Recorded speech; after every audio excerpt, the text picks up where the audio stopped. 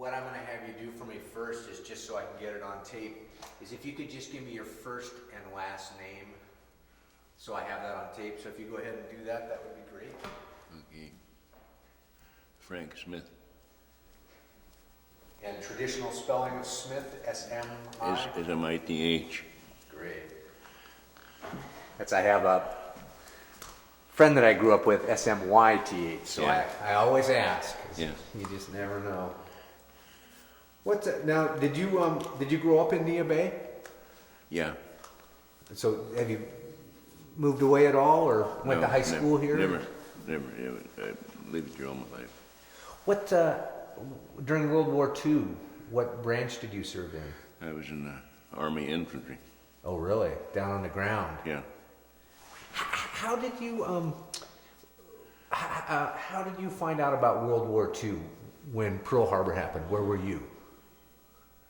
I was working here at home, had a family, had 3 children. And the war was on. They didn't, guys all say, how did you get drafted, How did the man get drafted when he had an exemption? Yeah, how did they? I did it myself. Oh, you signed up? Well, practically, the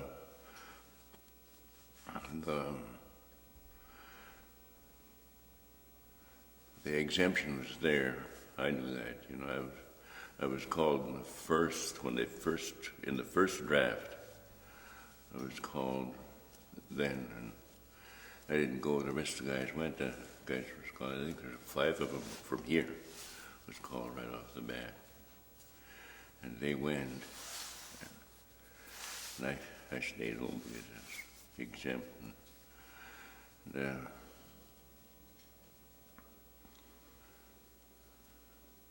they were calling all the guys draft dodgers, the guys who, well, you're just kind of I guess the guys thought it was kind of a playful thing, to be referring to guys that are staying home to draft dodgers. But I was working for Crown. That's where I was frozen on the job. It was Crown Zillerback, the logging company. And I worked. I used to go out and get on one of the other jobs, trying to get rid of that exemption. But I finally did. But the thing about that, them guys referring to the guys, all the guys that draft dodgers, this one guy was talking about organizing a baseball team in the springtime, baseball season's opening up, and talking about organizing a baseball team. I'm going to refer to them as, or call them the Macaw Draft Dodgers, And that's where I figured, well, shoot, I ain't going to sit around and listen to all this kind of stuff. One day the superintendent of the camp asked me, he said, how are you making out of the draft? I told him I could pass the physical, pass the physical for the Army pretty easy. And he wanted me to ask him for deferment on it. Because he knew I was being called then. And I got my call and I went. It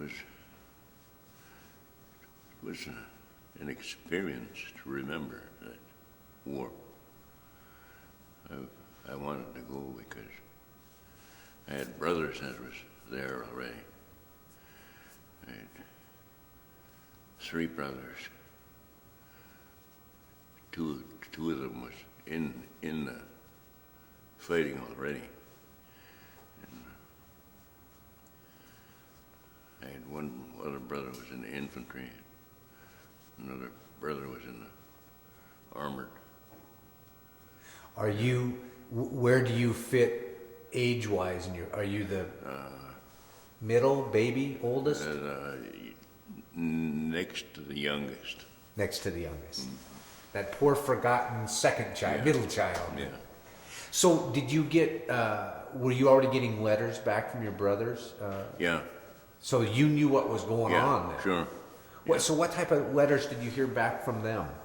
What were they facing? Oh, they never complained very much about anything really. I guess they expected what they got, you know. Well, you're bound to expect that when you go through basic training. You know what you're going to do. So you had 3 children, Yeah. and you left your wife and children. Yeah. That had to be hard.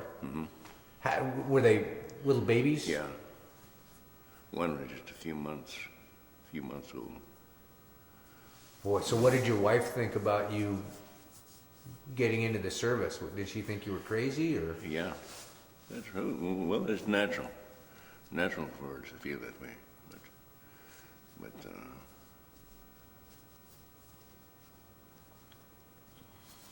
I used to tell her that she didn't have to put up the stuff I did. Listen to them guys talk about the guys dodging draft. Anyways, I wanted to see what it was about. Used to have a brother, older brother, you know. He was maybe in his 50s when I was in my teens. This older brother of mine, and he lived with the old folks, you know, old Indian people, and he said they always said that a man couldn't stand and be counted unless if he seen the war, you know, proved himself in battle, what he used to say, I believe are the words he used to mention. I used to ask him how could a guy like me prove myself in battle when there's no more wars, no more Indian wars. He said, I guess a guy should have to go to this white man's war. There'll be a war again sometime. Well, this is before the war started. He said, there'll be a war again sometime. Said, I don't know, maybe that might be one of the reasons why I went, I don't know, but it was proved to be an experience to remember. Where did you, when you left Nia Bay, where did you go for boot camp? Camp Roberts, California. And do you remember that? What that was like? Did you think, oh my goodness, what am I getting into now? Or was it? Well, the guy almost knows what to expect, you know, really, and it wasn't so hard. The discipline was kind of hard to look at for a while, but you know, I was in the Indian boarding school, so I knew a little bit about what to expect, you know, something like that. So which was easier, Indian boarding school or boot camp? It's about the same. About the same. The discipline's about the same. It's something you're not used to, you know, in everyday life. But, so the war experience wasn't really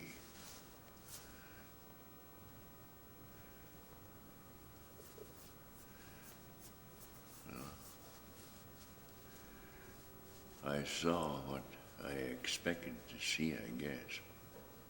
Where did you, once you got done with boot camp, where then did you serve? Where did you see active duty? I went right overseas, right after basic training, right overseas, and went to Germany on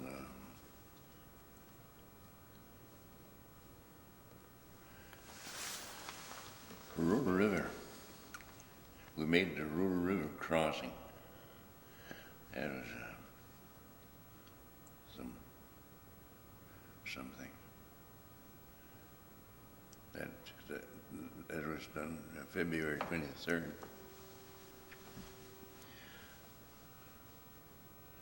The crossing, we pushed the river about twice, I guess, two attacks. Pushing up the river, two different places. That was the tough part of the war. The river crossing wasn't that much. It was a tough day that February 23rd. I got wounded on February 23rd. I spent 2 months in the hospital. Small wound. Hardly anything to notice, but it was the x-rays that told the lie. They didn't show nothing in the x-rays. First x-rays, the ones I got in the field hospital. And after I got back I went back to Paris from the tent hospital in Belgium. They sent us back to Paris and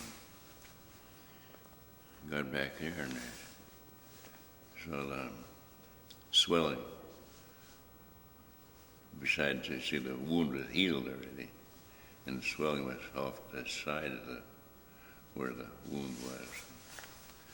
And I showed it to the doctor, and he looked at the x-rays and he said, no, he said, there's nothing there. He said, that's just a pimple, he said. I told him, no, I don't think so. I said, it's pretty sore. It's got to be something. So he said, all right. He said, we'll send you down to x-rayed here then. So I went down to x-ray. It was there all right, and they cut it out. That's what took the 2 months back there. Is that a piece of shrapnel? Yeah. Yeah. Small fragment. Oh. So when you, February, it had to be winter time. Yeah, just the end of winter. Everything was thawing. So do you remember what the lay of the land was like? Was it open fields you were moving through, or forests, or? There were some woods and some open fields. Well, the final attack was an open field. That's where that was our objective for the day, was that hill. This open field, you had to go across an open field. And I went with a detail to knock out a machine gun. The gun was a haystack out in the open, and I always thought that all the haystacks that had machine guns in them was covered with concrete or something, some kind of something to. But it looked to me like that machine gun wasn't covered, because when I'd start shooting, he'd quit firing altogether, just stop. Then I'd wait again until he started fire again. Then I'd fire on him, and he'd quit right away. And it did it only about three or four times, and he finally quit altogether. I never did find out about that machine gun. What happened with it? I never did hear from the guys in the outfit. The guy that was leading that patrol, the sergeant that was leading that assault team that knocked out, supposed to knock out the machine gun. He was the first sergeant when I got back to the outfit, And I never did talk to him about that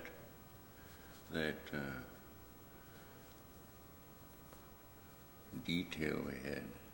I never did find out what actually happened with that. But he wrote me up for a Bronze Star on that, and the sergeant that assigned me to that detail got killed in that attack, and I went because I figured that he would write me up for, this is proving myself in battle, I figured that he'd write me up for some kind of a medal on that, because when I was talking to him, I was on my way back to the medics then, see. I got wounded early in the morning, must have been about 4 o'clock in the morning, I guess. I got wounded and I stayed with the outfit. This must have been maybe before noon. I don't know the exact time, but I think it was before noon. I imagine it was before noon. It could have been any time of the day, but anyways, we were quite a ways in. Then we was right alongside that open field, and I was going to go back to the aid station to check on that leg, and when that Sergeant Carney asked me to go on that detail, I told him no, I don't have to. I told him I was wounded, and I told him I don't have to go. Well, anyway, I told him, anyway, you got 3 other BARs in this outfit, you can get one of those guys to go. And he told me no, he said, we want to have somebody we can depend on. And I didn't ask him if he couldn't depend on them other guys, but he said, well, that's where I figured, well, I'll go and see. But he looked at the leg, the sergeant did. Looked at the leg, and he told me, he said, by God, he said, you better go back. And I told him, no. I said, he ain't going to send me back. No, I told him, I'm going to go with that team. So I went. But he didn't get to write up that citation on that. He got killed. And then the guy that led the team, he wrote up the citation for the Bronze Star.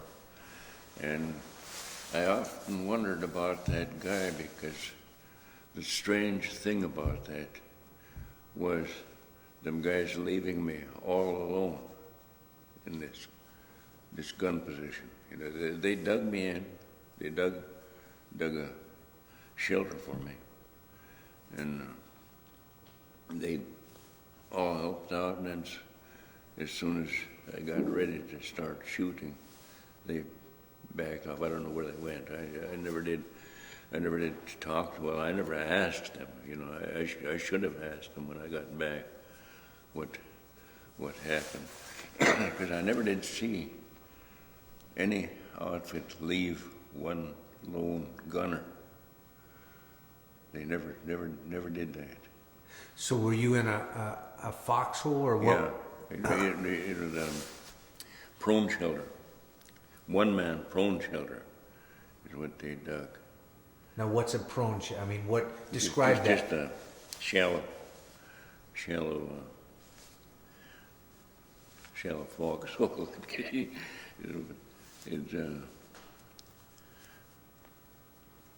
But they.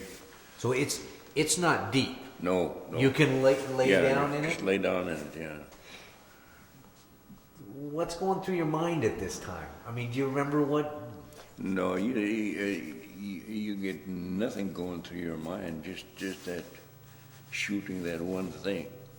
And, well, those weapons, them guys never like to even walk with a man that's back in the BAR when you're in the shooting. because that gun, when you fire that gun, that draws a fire from everybody, the enemy. I don't know what it was with that BAR, what, maybe it talks a different language or something, but anyway, nobody liked that weapon. Nobody liked to carry that weapon. What did you, what all did you have to carry with you personally? I mean, did you have a backpack and a weapon and ammo, or? Mm-hmm. Yeah, all that. So what was that like, crawling? I mean, how did you get, do you remember, was it heavy? Did you even think about that, or were you too busy? No, you never noticed the weight. You carry all that weight, but you know, the guys, when they get wounded, they shed the weight, you know, all of it, right quick. Just drop it all right where you're at, and go back. And I went through the line. This attack on Flossdorf, I think that's the worst attack I saw was the attack on Flossdorf, small little farming town, and we attacked that place. I think we were up to strength, about 42 men a platoon, and when we took the town finally, I think about 3 days in the field. When we took the town, there was 15 of us left in our platoon, and we had the big platoon company. We had most men. But I went through the field policing up the equipment. They sent big details through there. Pick up all the rifles, everything. Really a mess, boy. I never seen anything like that. But that's the only one I've seen. That battle. So you were picking up rifles from American soldiers, or Yeah. from the enemy? No, American soldiers be picking up the GI gear. So you would pick them up and they would get reissued to? Yeah. Yeah, they'd get cleaned up and get reissued. Does your mind kind of check out? I mean, can you disassociate from war that this isn't really people, or I mean, because these were people that you had served with. You go in, you had 40 some, and you come out and there's 15. That had to be. I was, you could say, fortunate not to have known those people. See, I just joined the outfit just days before the attack. And I was a brand new guy, never knew any of the guys. I think the two guys I attended with both survived the attack. The guys I attended with when we was bivouacked back at the line. But the other guys I didn't know, so I was pretty fortunate there. When you were tending with somebody, do you remember what your conversations were? Did you talk about the war? Did you talk about home or food or? All kinds of, you talk about everything. Everything you can think of. Guys, well, they asked me why do you refer to us as white people, You know, when I'd be talking about anybody I'd talk to as white people, well, I live on a reservation here all my life, and in those days, an Indian couldn't go to the bar and have a drink, around here, there was no way you could, it is against the law for an Indian to go to the bar and have a drink, so they used to ask me, why do you refer to us as white people? They say, you're not a colored man, Well, I never thought about it that way, just Indians and white people, Was there, in the service, was there, for a lot of these guys, they probably had never met anybody in Indian before. Well, there was a lot of guys, yeah. A lot of the guys that never saw an Indian before. Didn't know what an Indian was. Ask you all kinds of questions about that, you know. But that's everyday stuff. Silly questions? Yeah. I mean, were some of them silly? They Yeah, still lots thought of that. them were, yeah. But you didn't face, I know that some of the African Americans that I've talked to faced segregation in the service and a lot of real heavy prejudice. Did you not, it sounds like you didn't face that in the... No, none of that. Well, there wasn't any other Indian in the company I was in. I was the only Indian. There was another guy joined the outfit there just before the rural crossing, and he went AWOL with a couple other guys, and or they just stayed in town in Holland, you know, just didn't come back, and they were going to be court-martialed, and they give them the choice to make that Rural River crossing or take the court-martial. You know. That Indian took the court-martial. Them other guys went. One of the guys survived. The other guy got killed. But the Indian, he took the court-martial. They said he got 20 years. I saw it posted on the bulletin board when I got back to the outfit and regiment. Do you remember what you ate when you were out in the field? Lots of K ration. We were marching out of the line one time. The company marching back to rest in the rear. Anyway, we missed the kitchen. They usually feed at midnight, you know, when you're marching out of the lines. They feed at midnight, you get a hot meal. But we missed the kitchen truck some way and marched into town the next morning about maybe 6 o'clock in the morning. And everybody was hungry, real hungry, starving, you know. And I was thinking, well, I'll go look for some food. You know, seeing the guys, they go to deep cellars and eat, you know, and they push into a town, go to deep cellars and eat. So I went down to deep cellars, biggest, deepest cellars you'd find. Went down there. I had another guy with me. We had 2 baskets. Well, we filled them up with this K-ration stuff that the guys don't eat. There was a bunch of stuff that the guys don't eat, you know, crackers and canned meat and different things. And we filled our baskets right up, you know, little small lunch baskets. We filled them right up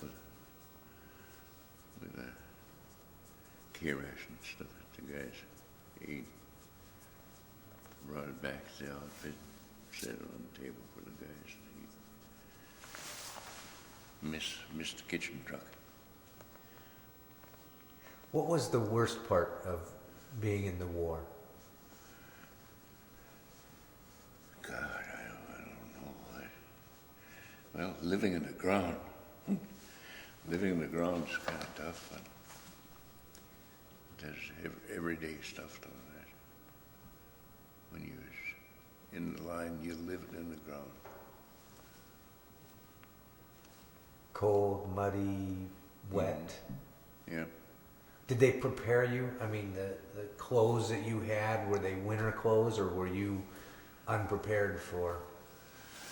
No, we had good clothes. We had good warm clothes, overcoats, everything. We weren't treated bad that way.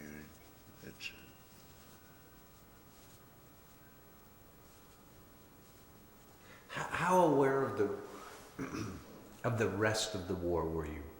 I mean, or was your war just right what was in front of you? I mean, did you know what was happening in other parts of the country in the South Pacific? And Oh, we had Stars and Stripes newspaper, Army newspaper. Yeah, we had Stars and Stripes. We knew what was going on all the time. We had almost find out what we were doing. That Stars and Stripes had lots of information in it. did you get letters from home from your wife? Yeah. And Yeah. was that hard? Well, it's not very, kind of a sad thing, sure. But I was only in the Army 18 months. 18 months, and that's a short haul. Lots of guys were in there for years. My brother, he was in there a couple of years. But that 18 months was a small, short term. But the interesting thing that I've discovered from a lot of veterans is that their lives are this long. World War II was this much of their life. Yeah. But the effect that it had on their lives was, I mean, it changed their whole world. Yeah. Well, it makes you look at things different when you see the terrible things that happened in war. Makes you look at lots of things different. Who did you think, when you went over there, was your enemy a country or a person or people? I mean, in your mind, what were you fighting?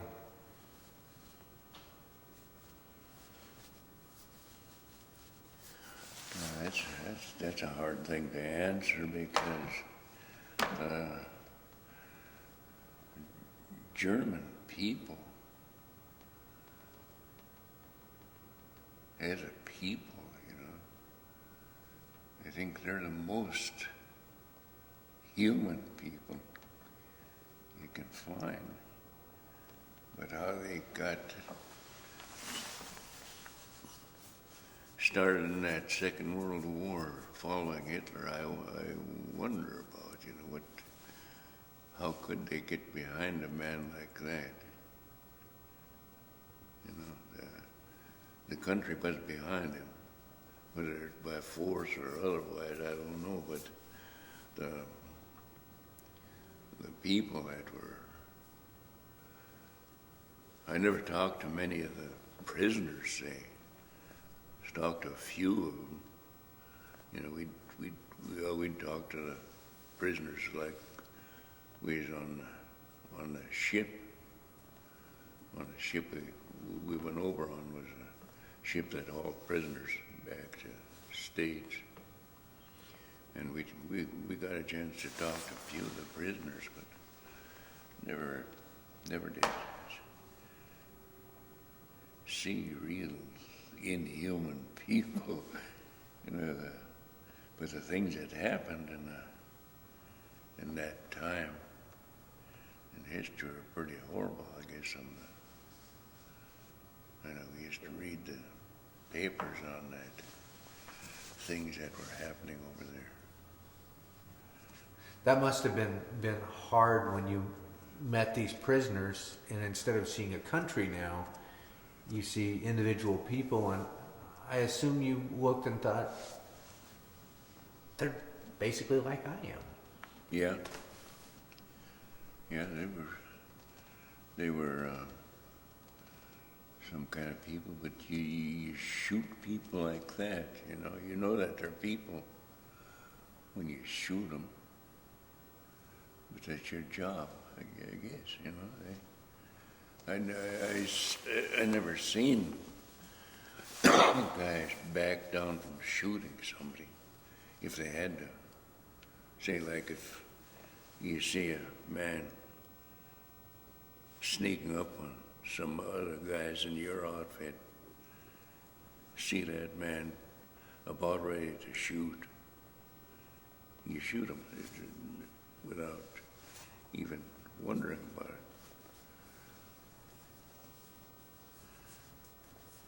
Does that become a moral dilemma, or is that a part of war? That's what war is. I don't know, the guys might say that they found out what war was, But I don't know if it's really what war is, or, to shoot a man is something I don't like to even think about. At times, I had to do it though. Didn't think at the time what was whether right or wrong. You were fighting for the country and fighting for your honor. You wanted to be able to come back to your older brother, and so it sounds like there was some of it is actually was a rite of passage for you.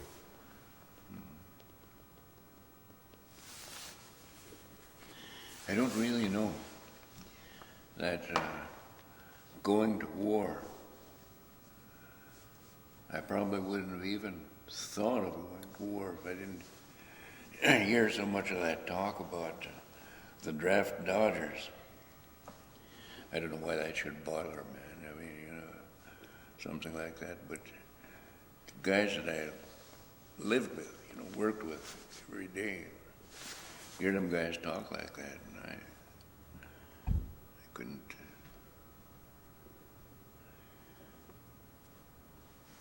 That's amazing that they would. I mean, here you are, a father of 3 children, and you have brothers that are over there already fighting, that they wouldn't realize that everybody has a different place, and to put you in harm's way, Do you think that there's a message from World War II to the generations that we haven't met yet that you would leave with them? Message, I don't know. I don't think that there's a message in any of that, because, God,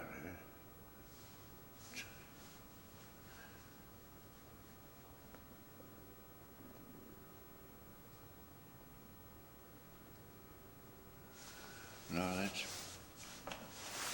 war. Something I'd like to forget, but you can't,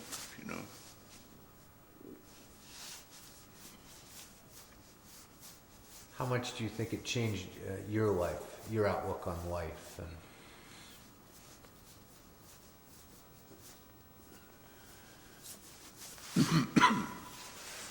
Didn't change my life much, I don't think, but the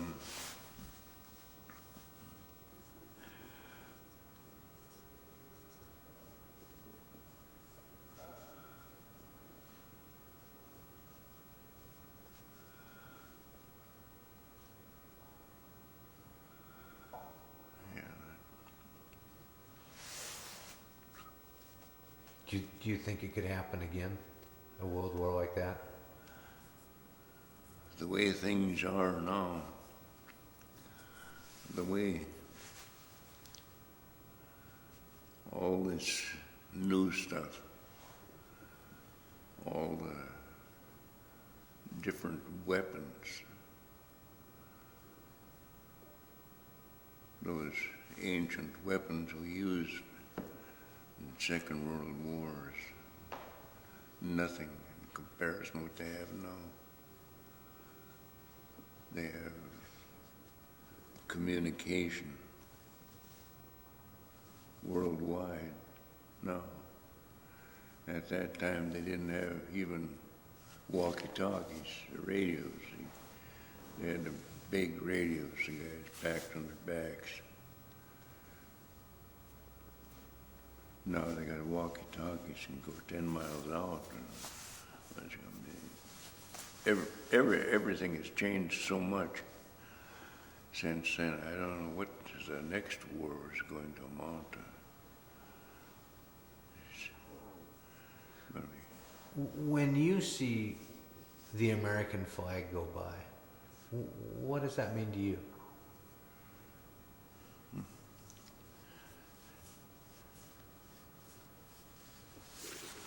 the American flag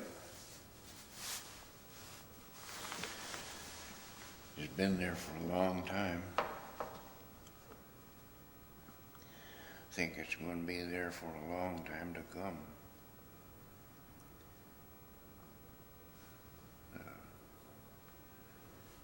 Patriotism, you want a man to be a patriot. It's,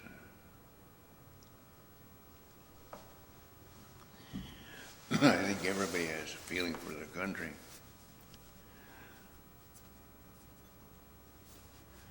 They say that this country belonged to the Indians at one time. The Americans come and took it away from them, put them on reservations like this to live in. And, but still, most of the guys, when you grew up saluting the American flag, every damn school that we went to, government school, we saluted the American flag, so we were always brought up to be a patriot against our country. It might not have been the country it was, but it's still our country yet. I never thought about that until now. That's kind of an interesting dilemma because you were asked to go serve the United States in World War II, but yet, had the United States served the macaw over the years? Well, in the First World War, the treaties and everything like that, I believe there's a term in that treaty someplace that states that the Indian will never bear arms against any nation. I believe that's a term in the treaty. I'm not certain, but I've always had that thought that there was a term in that treaty that said that Indians will not bear arms against any nation. And in the First World War, the Indian agent had agents out looking for the guys the Indians that tried to enlist in the service. And the Indian agent would stop them guys. They had guys out watching for those guys. But the Second World War, they had the Indians sign up for the draft. And that didn't happen in the First World War. And they were in World War II crucial. I mean, the Navajo and Comanche code talkers, I mean, were a big part of the U.S. being successful. So it's interesting dilemmas that we set up and these rules we create, treaties we don't recognize.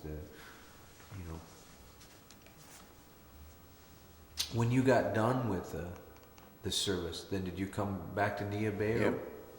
Right away.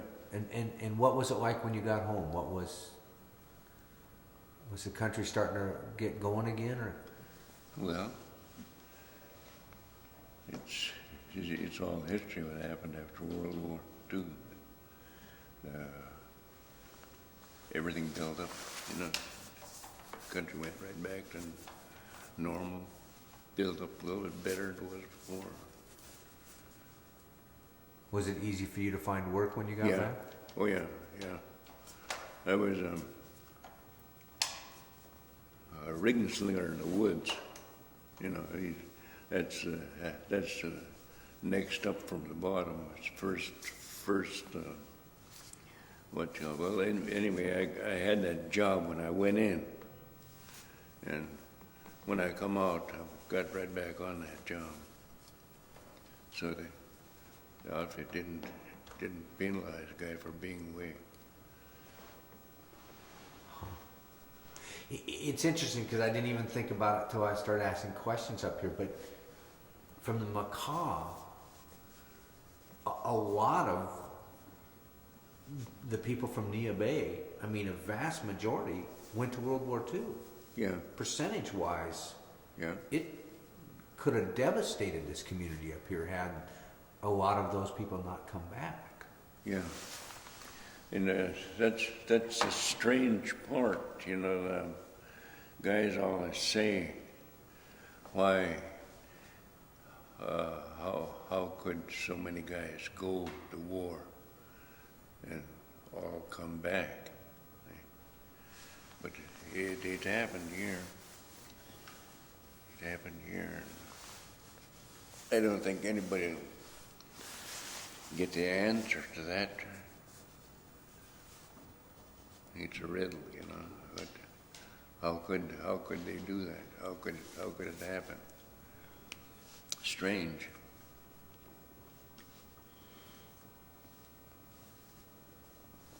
Because you just think about you had all your brothers were over there, and John that I talked to earlier, most of his family was over there serving. One brother didn't. Actually, all three went in, and at first they wouldn't accept the one because he had bad eyesight and hearing, but by the end of the war they took him, and his mom and dad could have lost all their kids over there, and you think of how that would have changed history,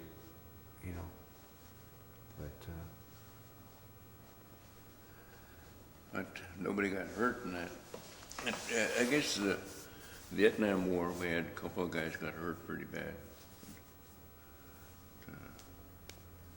Second World War, nobody got hurt bad. Is there now up here? There's VFW. Is it up here? There's the VFW. Yeah. Yeah, and is that strong? I mean, no, they don't seem to. I never. I think I went to maybe one or two meetings. I joined the VFW, but I only went to one or two meetings. Never found anything very interesting, I guess. sounds like you came back and went to work in World War II was something that. Yeah.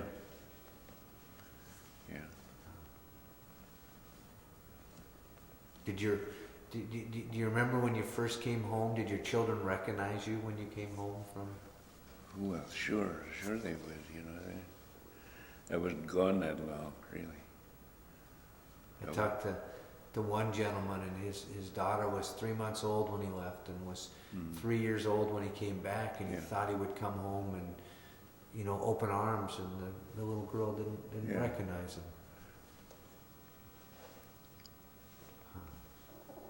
Well, thank you very much for taking time this morning. All right.